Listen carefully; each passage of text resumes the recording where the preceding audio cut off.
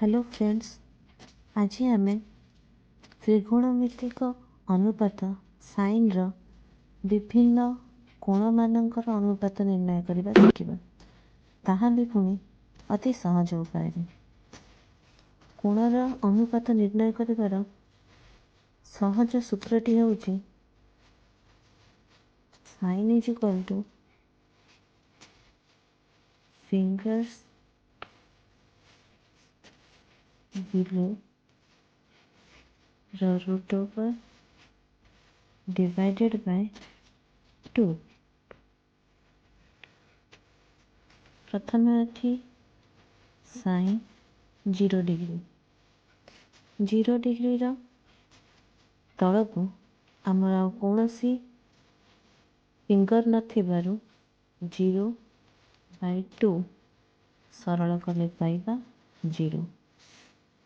तापर आसुची sign 30 degree 30 degree तल को गोटे आंगुठी थिबारु 1/√2 सरल कले पाइबा 1/2।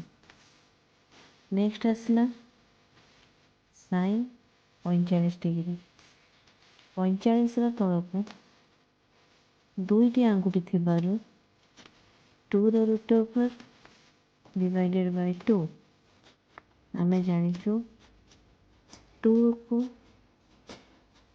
√2 × √2 गुणफल रूप में प्रकाश करें।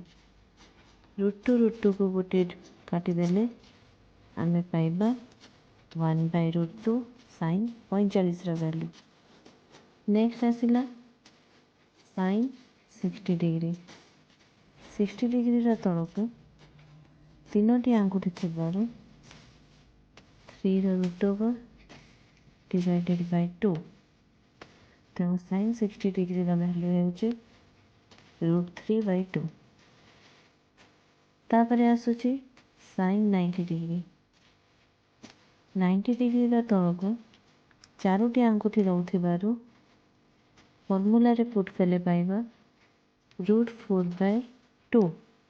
√4 आमे जानिचु जार वैल्यू होची 2/2 जहाँ को सरल कले आमे पाइबा 1।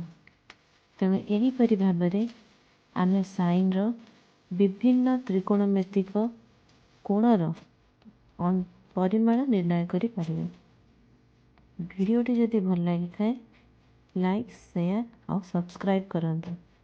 परवर्ती वीडियो पे अपेक्षा करने सहित आपण मानक धन्यवाद जनाऊँ।